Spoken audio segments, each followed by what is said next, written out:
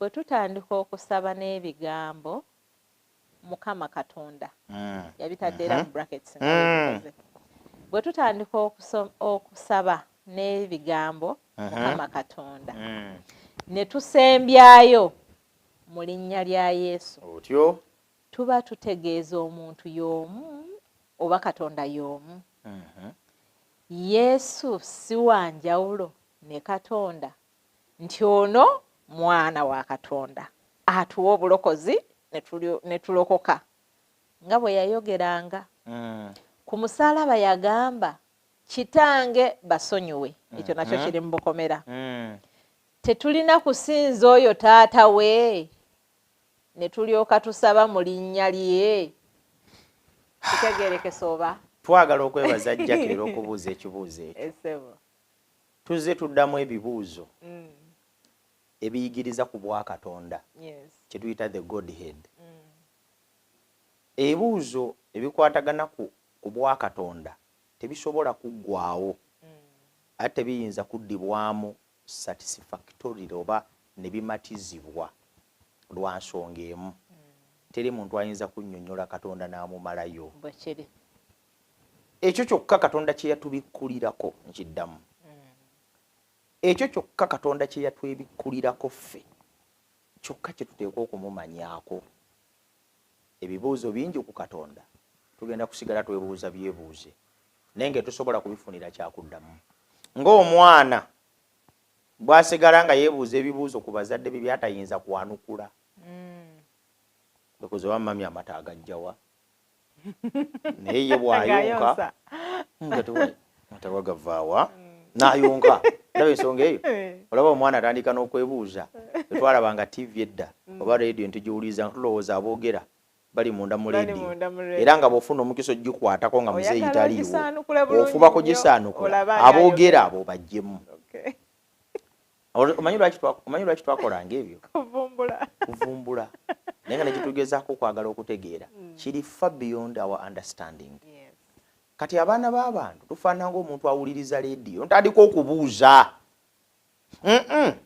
Bw'abanga ayogera mu leediyo tali mu leediyo kati aliwa? Oyinza otya okusinziira okiwulira ku mpewo kati wano we tuli enansana wano ku kitebe kya 3BN oyinza otya okusinziira wadde enansana ne tuba nga kifaananyi kyo tukiraba ffe abali mu Abu Dhabi bw'obanga ddala toli mu ssimu munda. Ekyo kiri awo kusomba okuwuliriza leediyo olaba naffe no gye tuli mu bukulu kituufu owulira omuntu eddoboozi n'otandika omukuba ekifaananyi bw'afaanana okusinziira ku ddoboozi lino alabika munene noga nti daka musajja munene mukulu naye agenda okuvaayo bw'ati yegwa bulijjo gwayogera kikyengezaako okugamba okimanyi nti bintu binnyo bye tutalinaako kumanya naye ng'ate bituufu ne Katonda bw'afaanana. Katubeera ku nsi wano ne twagala tumutegeere naye tutegeere buli detail alya mmere ki bw'atuuka okunaaba anaaba oba tanaaba yeebaka oba teyeebaka akoowa oba takoowa. Kale ebibuuzo ebyo tetusobola aliwakola atya yayimirira wanga atonda bannammwe ate nammwe mubeere siriya bagaye lubereberye yatonda eggulu n'ensi bw'oba tewaali kantu entebe ye yaliwa. Ekituufu kiri kimu nga bw'owulira omwana bw'anoonya mu leediyo ajjemu aboogera bwetyo naffe ebirowoozo byaffe bye biri ebinafu ennyo ku kutegeera Katonda. Tekitegeeza nno si bituufu ndi Katonda ye yatutonda naye okumanya kwaffe kuli limited ku ki Katonda kyali. Yagamba ebirowoozo byange biri walanyo n'ebyammwe n'okutegeera n'amakubo gange nago ganjawulo nnyo ku gammwe. Unfathomable. Tosaana kufumiitiriza kyali. Lwaki bwe mba ntandika okuddamu ebibuuzo ebikwatagana ku Katonda nsooka na bigambo ebyo okuyamba abatulaba n'abatugoberera okubategeeza nti Katonda tojja kumutegeera kumumalayo to the dot. Atosobola. Era bw'otegeera Katonda n'omumalayo it is a sign takyali Katonda. He ceases to be God then. Bw'oba osobola omutegeera n'omumalayo. So kati ekibuuzo kino kyabuuzizza ate bw'osaba kitange ate Yesu kati wana ate omwana oba oyogera ku Katonda oba oyogera ku mwana. Olaba ne Musa yamulema okutegeera. N'ayogera byasobodde okulaba. Bwe yamuwa akaaganyako okumuyingirizaako bw'ati. N'abaako ne kyalengera. Kifo ky'okwogera ekigambo kimu bwe kiti yatandika kunnyonnyola.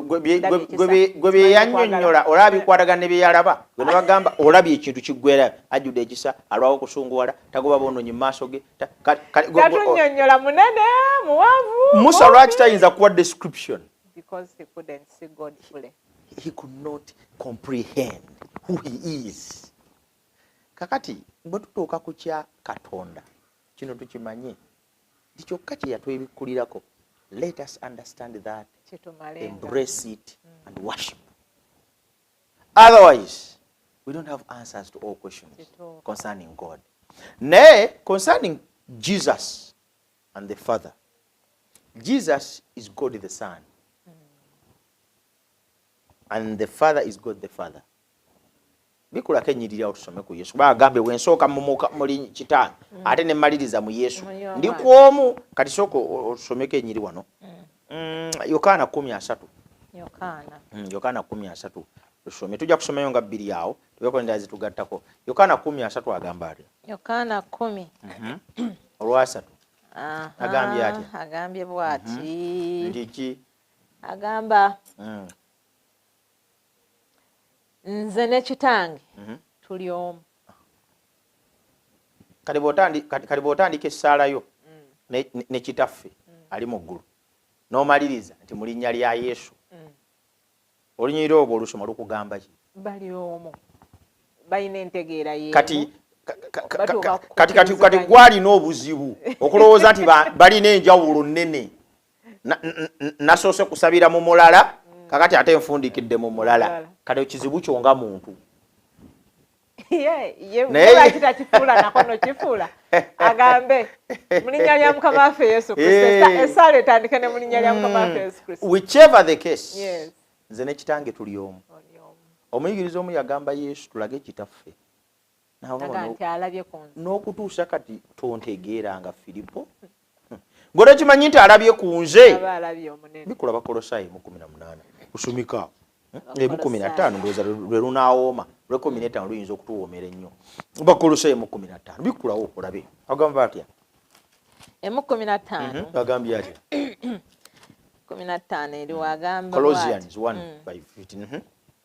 15 agambye oyo kye kifaananyi kya Katonda atalabika, omubereberye ow'ebitonde byonna. He is the visible image of the invisible God. Ayogera kwani musomba? Ayogera ku Yesu Kristo. Gamba Jesus on earth was God among us. Tetwetaaga kubuuza kibuuzo kirala kyonna. Bwe twalaba Bayibuli bwegamba buli eyamulabako n'alaba oyo yekka eyazaalibwa Katonda ng'ajjudde ekisa n'amazima. Ku Kristo Yesu amaaso gaffe gaakuba gaalaba Katonda. Tetukyetaaga kunoonya Katonda afaanana atya nga Yesu yajja. Tetukyetaaga kunoonya Katonda yeeyisa atya nga Yesu yajja. He is the visible image of the invisible God. He is God in human flesh. Oligwe twayogerako lumu mu program. Gwe twayogerako mu program nyingi ze tuzitunnyonnyola. Yes. Toyinza kusigala ngo. Era singa waliwo yamulabako mu kitiibwa kiri ye Sara gy'asaba mu Yokaana 17:5 nti mu kitiibwa kiri kye nali nakyo. Ekitiibwa Yesu kye yali nakyo terina omu ayinza kukitunulako. Era oyagala kakasa nti yayina kingi mulinde ku lusozi olw'okufuusibwa. Sajja bonna ne beebikka bati ne bagala tukola ensiisira 3 kubanga ekitiibwa kyali kingi. Ekitiibwa ekyo bw'okyogerako bamukomera ku musaalaba n'ensi yennyini n'etya. Nenga basinza kumuwanirira n'emusesema ng'emukanyuga eri. Teyinza na kuwanira musaalaba gwa Yesu. Ekitiibwa ekyo yayogera eri ennyanja in that glory. N'agamba gwe ennyanja sirika. Naawe omuyaga teeka. Ebiwulira. Mu kitiibwa ekyo yayogera eri abafu. Lazaro vaayo ne bazuukuka. naye bwe yali ku nsi yawizza ekibuuzo n'agamba kaakati kitaffe waliwo ekibuuzo kya additional questions zagaseeko nga zigezaako okulaga nti kati ate Yesu bwe yali ku nsi kuno kakati ate kitaffe kakati ate mu ggulu yo wali ani n'ebirala n'ebirala. This is what I want to explain. Yesu Katonda bwe yatuuka okutulokola okuyita mu Katonda omwana, Katonda yakkiriza okujja okulokola nze naye eyabuzza ekibuuzo. Katonda mu kutulokola ffenna yali tayinza kutulokola okuggyako ng'ayambadde omubiri gwaffe. Katonda okwambala Katonda okuzaalibwa ng'omwana yambala omubiri gwaffe si kintu Katonda kye yali anyumirwa ennyo, naye yengeri yokka gye yali ayinza okutulokola. We call it the mystery of incarnation. Tunnyonnyola abantu buli lunaku mu bibuuzo ebifaanana bwe bityo ndi Yesu okuzaalibwa ng'omwana kakutanga kigambo Katonda. Katonda okuzaalibwa ng'omuntu mu Yesu Kristo yali azze kukola mission, yali azze kufa, okufa okwali okwange, okwemirembe n'emirembe. Yali azze kututabaganya n'eggulu kubanga ye yekka eyali asobola okuzzaawo enkolagana.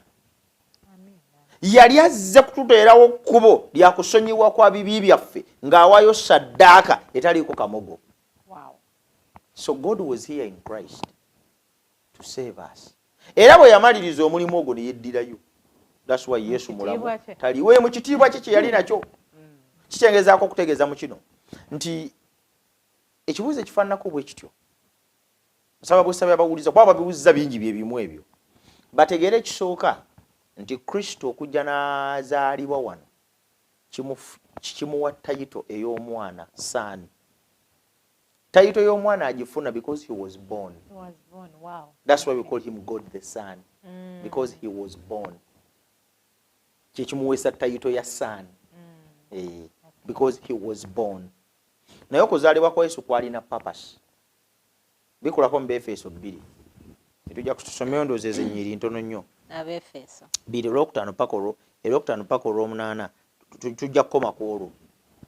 Agambye atya? Era ffe bwe twali nga tufiiridde mu byonoono byaffe. Basoma Bafiripi. Oluyinza obutakijjaayo bulungi. Soma Bafiripi 2. Bafiripi 2. Philippians chapter 2 verse 5. Mwe mubeerenga mu okulowooza kuli nga era okwali mu Kristo Yesu oyo bwe yasooka okubeera mu kifaananyi kya Katonda. Teyakola ki?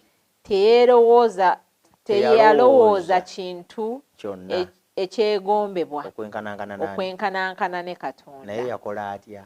Olw'omusanvu naye yeggyako ekitiibwa bwe yatwala engeri y'omuddu n'abeera mu kifaananyi ky'abantu. Naye yeggyako ekiki? Ekitiibwa. Yesu yeeyambulako ekitiibwa.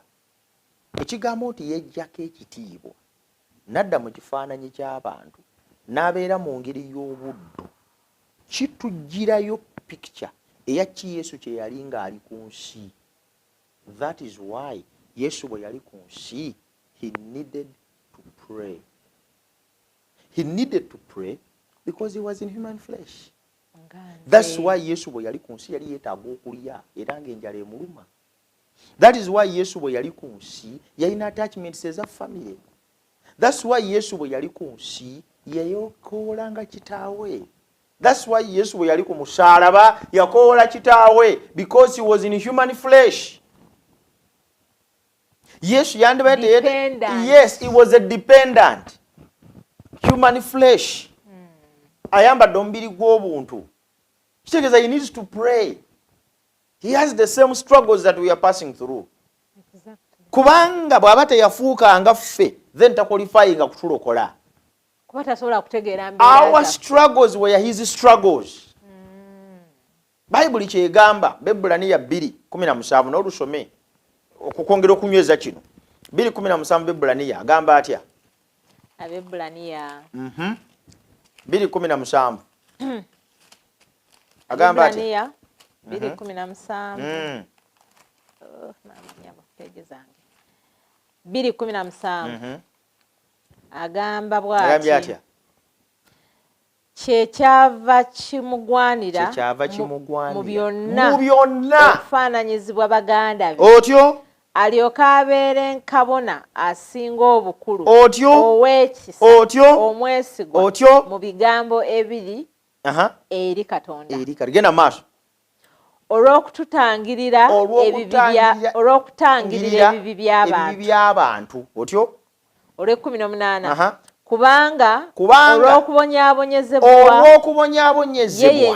ye yennyini yakemebwa kyava ayinza okubayamba abo abakemebwa. Our struggles were his struggles. Our pain was his pain. Kati bw'obanga gwe weetaaga okusaba, Yesu yali yeetaaga okusaba okusinga. Kati kibuzo kyabuuzizza mbu ate kati yasaba kitaawe, lwaki atuyita mu ye, lwaki tetusaba mu linnya ly'oli gwe yasaba? Kati ategeera mystery of incarnation. Yesu bwe yali ku nsi yasabanga kitaawe because he was a dependent. He was in human flesh. Kyava agambye kyekyava kimugwanira mu byonna, in all things, to be similar to his brothers. The word in all things. Jesus wept. Nanakuwala. Yes. Nakowa. Neebaka. Kati bw'abanga Yesu yatufaanana mu byonna, he needed to pray. Ate okumanyanga musomba nti yatufaanana. Bw'otunuulira jjajjaffe Adamu. Yes. Obulamu bw'Ebbayibuli tubutandikira mu lusuku Adeni nga tulaba atondeddwa n'afuna ebikemo. Sitaani bwe yamulumba okukema okulya ku kibala. Ne Yesu bw'ajja mu missoni ye ng'atandika obulamu obw'okutambula mu bulamu obw'omwoyo omuntu nga bw'alina okutambula. Laba naye bw'akemebwa era mu ngeri y'emu era yabyakulya. N'amalala. Nga ne Adamu bwe yalabanga kirungi okuleka Katonda asobole okufaanana ye. Ekimu ku kyaleetera Adamu ne Kaawa okulya ekibala kwe kufaanana Katonda. Ago malala. Nono yamugamba oba ddala. Olaba nti byonna ebisatu Adamu bye yakemebwa mu lusuku Adeni bifaanana Yesu bye yakemebwa mu ddungu. Lwekyo bannanga abatulaba, Yesu yatufaanana mu byonna. Bwe yasabanga kitaawe kyalinga kifaananyi ekitulaga nti naffe tuteekwa okubeera abasabi. Ekyo ekya Yesu okusaba kitaawe tekimufuula inferior. Kimuteeka butesi mu position ekakasa nti yali atufaananyi alyoka atununule. Tekimuggyako bwa Katonda bwe, naye yakkiriza abuteeke ebbali asooka atufaanana atulokole. I think we should appreciate Yesu okufaanana ffe atulokole. Ekyo tekimuggyako kuba nti kitegeddewo nti musumba otyo bw'abanga Yesu si bw'abanga Yesu Katonda. Yes. Naye olaba omuntu alina obuyinza ng'ayogera ebigambo ne biba okweggyako that authority ey'okwogera ebigambo bibe yeteeke mu position ey'obunafu ey'okusabiriza. Ekyo bwe kiri ng'era bw'olaba omukulembeze bw'ayinza okukikola. Bakabaka bangi tubasomako mu byafaayo abaava mu mbiri z'abakabaka nga banoonya abakyala ab'okuwasa ababaagala mu mazima ne beefuula bonna abatafaananika ne bagenda ne basinkana abakyala abo ne babasiima lwakubalabanga bwe bali. Oluvannyuma bagenda okukizuulanga bakabaka. Kabaka okuva mu lubiri n'ajja mu bankuseere abafaanane tekimuggyako kuba nti yatudde mu Namulondo. Naye ng'abafaananye osobola okumusanga nga naye ali omugaati gwe balya, nga naye anywera mu bikopo byabwe. Ne bwe omusajja omu ow'ekitiibwa yali ow'amaanyi enjala bwe yamuluma n'ayimirira ku kasooli. Presidential candidate mulamba. Omanyi presidential candidate aba president? Yes. Baba mu kuvuganya tewaba president.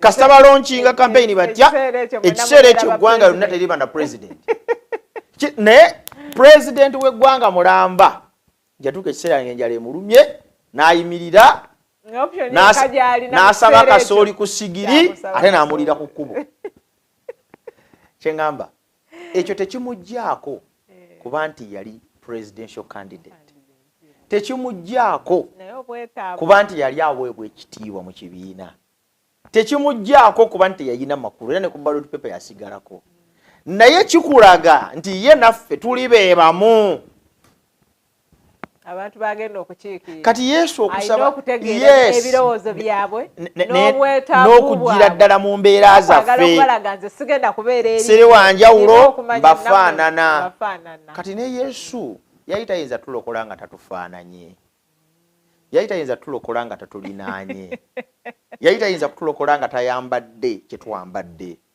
yalina okugatta omusaayi n'omubiri afe ku lwaffe ekyo tekimuggyako byonna bye yali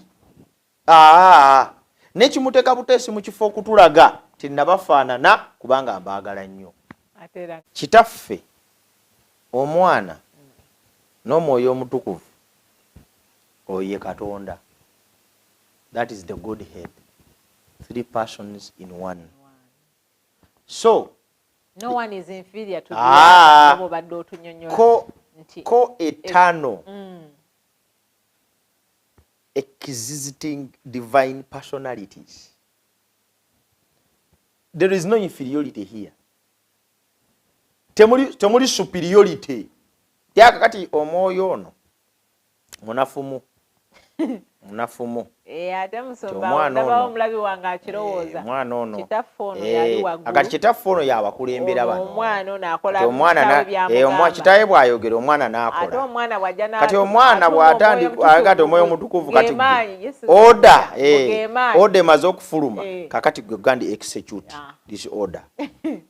Ebyo byaffe bya bwongo by'abantu. Kitaffe omwana n'omwoyo omutukuvu ye Katonda.